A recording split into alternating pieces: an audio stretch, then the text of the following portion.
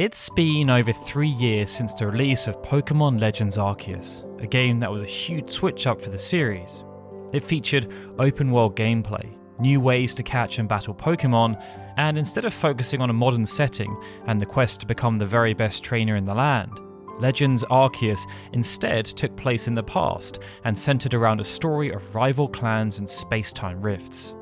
It showed players a bold, new direction that the Pokémon series could take, and many were excited to see whether Scarlet and Violet, the next mainline entries in the series, would adapt as a result. When they released, however, though the games shared a focus on open world gameplay, for the most part they retained the mainline series' gameplay mechanics. And this led many to wonder what Game Freak would come up with if the Legends idea was ever revisited. On the 27th of February 2024, Pokémon Legends ZA was then announced, and players were shown exactly what was next for the spin-off series. Set entirely in Lumoise City, the set-piece location from Pokémon X and Y, Legends ZA promises to take what Game Freak learned from Legends Arceus while adapting it to a more familiar setting. But as we've inched closer to the game's release date, Game Freak has revealed more and more about what kind of game Legends ZA is going to be. So for today's video, we'd like to share what has us excited about the game ahead of its imminent launch. The first time we got to see Lumoise City was back in Gen 6 on the Nintendo 3DS, courtesy of Pokémon X and Y. And at the time, it marked a large step forward in terms of explorable metropolises in mainline Pokémon games. But with the release of Legends ZA, we'll be able to explore Lumoise even further. With a massively expanded map and seemingly labyrinth street layout, the city will serve as the main setting of the game. What's really neat to see though is that the layout, from the Prism Tower to its 5 plazas, seems very faithful to the original map, even including the city's central dividing waterway and the 4 large avenues.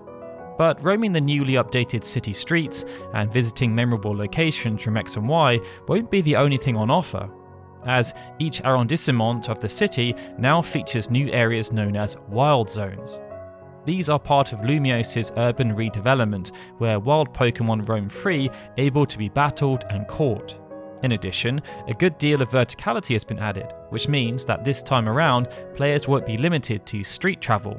Instead, they'll be able to explore the city's rooftops and raised walkways to search for more secrets, and we expect there to be more explorable areas, including some blocked off by obstacles that can only be removed with Pokémon sporting the right type of move.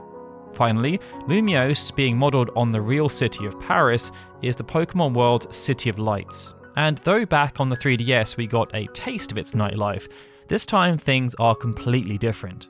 Nighttime will see Lumoise transform from a place of exploration to one of combat, with various parts of the city designated as battle zones. It's where you'll be able to compete against fellow Pokémon trainers as part of the game's main focus, the grand tournament known as the ZA Royale.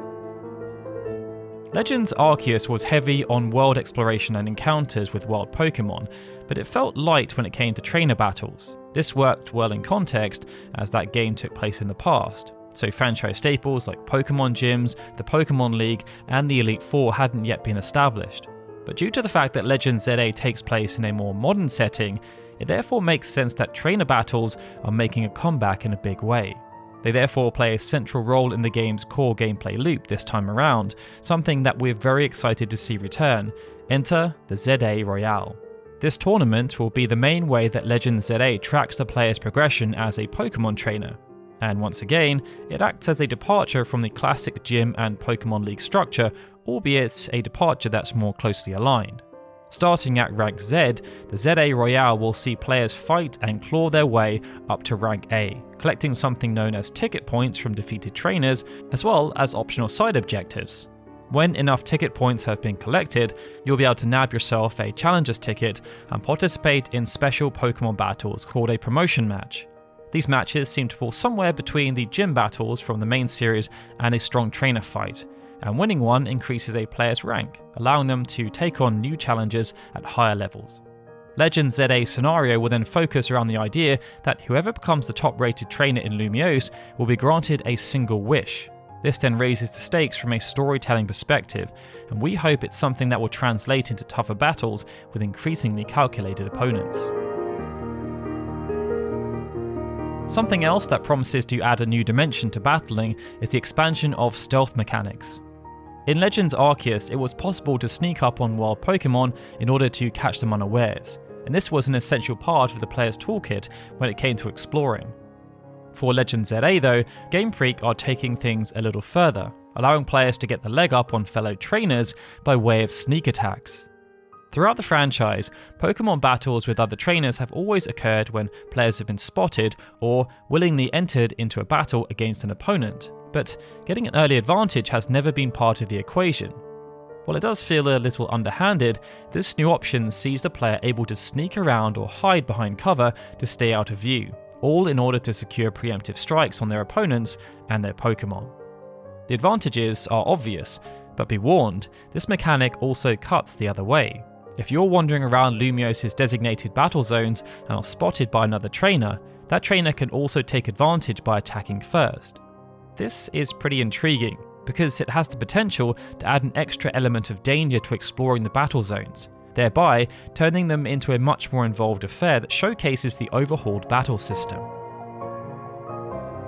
In that regard, one of the most exciting changes in Legends ZA is the inclusion of real-time battles, something the series has never really implemented like this before. In Legends ZA, once engaged in a battle, whether with wild Pokémon or other trainers, both you and your Pokémon will be able to move around the field. And instead of selecting commands from a list as both Pokémon stand there and trade blows, this time a Pokémon's moveset will be mapped to different controller buttons. In the past, each one of a Pokémon's moves had limited use, and using a move depleted its available power points, which could then be restored via an item or by resting at a Pokémon Center. In Legends ZA, however, PP has been replaced with a cooldown system, and it means if you have enough moves ready and available, you can use them sequentially without having to wait for a so-called new turn. But it should be noted that Pokémon switched in mid-battle will have all their moves on cooldown, a sort of payment for swapping out your active Pokémon. To add some complexity and prevent the game from becoming too easy, items also have cooldowns, meaning you won't be able to spam potions and revives if things get hairy. Victory in Legends ZA will therefore come from the careful management of these cooldowns and their rotations, and not in the endless spamming of your Pokémon's best abilities. The reason this gets us so excited is because real-time battles have the potential to make Legends ZA fast and furious, and considering that both trainers and Pokémon can take damage from Pokémon attacks, it means that whether you're being attacked by a powerful alpha Pokémon, multiple wild Pokémon at once, or locked in a challenging trainer fight, the tactical implications for real-time battles are exactly the kind of change the series needs to give its tried and tested formula a lovely new coat of paint. Something else we're excited for is renewed focus on Mega Evolutions. For the uninitiated, Mega Evolution grants Pokémon a temporary new evolutionary form, along with stat boosts, ability changes, and sometimes even type changes while in battle. This gives a lot of older and underused Pokémon new use cases in battle, shaking things up mid-fight and causing some to become much more competitively viable as a result. For a couple of generations of the mainline series, it had been a bit of a tradition that with every new entry, new Mega Evolutions were introduced, and it's exciting to see this premise come back in full force. Joining alongside old favourites such as Mega Charizard X and Y and Mega Lucario are a host of newcomers, including some Gen 6 starters, Mega Dragonite, 2 new Raichu variants, and many more. Finding out how these new Mega Pokémon will handle in battle will be a lot of fun. But what we're curious to see is which of these new Megas will find their way to Pokémon titles outside of Legends ZA moving forward, as we have confirmation that the game will be Pokémon Home compatible, meaning Mega Evolution eligible Pokémon can be transferred out of Legends ZA, albeit with some caveats. Continuing with the topic of Mega Pokémon, alongside the regular Pokémon battles in Legends ZA, we will also see the return of more cinematic fights, similar to those against the noble Pokémon in Legends Arceus.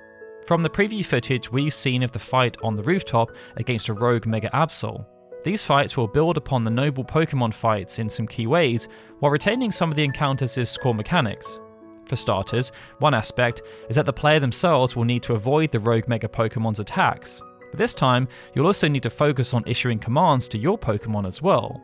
Having your Pokémon attack and do damage to the rogue Mega Pokémon will cause tiny orbs of Mega Energy to spill out of it, which can then be collected to charge your character's Mega Ring, allowing you to either Mega Evolve your Pokemon or turn your Pokemon's normal attacks into plus moves, thereby powering them up.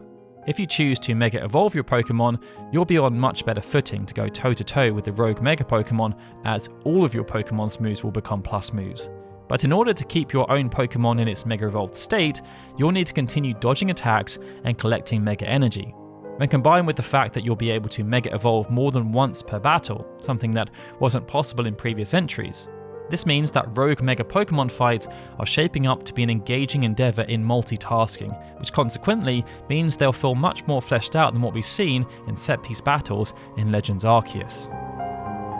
Finally, the last thing we're going to talk about is the inclusion of multiplayer battles.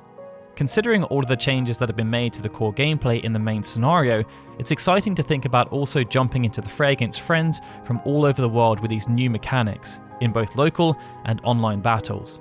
This may seem like an odd thing to be excited for, seeing that the mainline series has almost always featured multiplayer battles as a core piece of its offering, but the reason it's such a big deal here is because Legends Arceus specifically did not have this feature, though trading was still possible. The faster real-time combat is sure to cause things to get pretty hectic, so it'll be fun to see what the competitive metagame evolves into, especially when you consider that up to 4 players can battle at once in a free-for-all battle royale complete with Mega Evolving, which has us wondering how Nintendo will support this new format post-launch. Either way, it'll surely be something to see. And with that, they were 7 reasons why you should be hyped for Pokémon Legends ZA. Which of these are you most excited for? Or are you excited for something else we didn't even mention?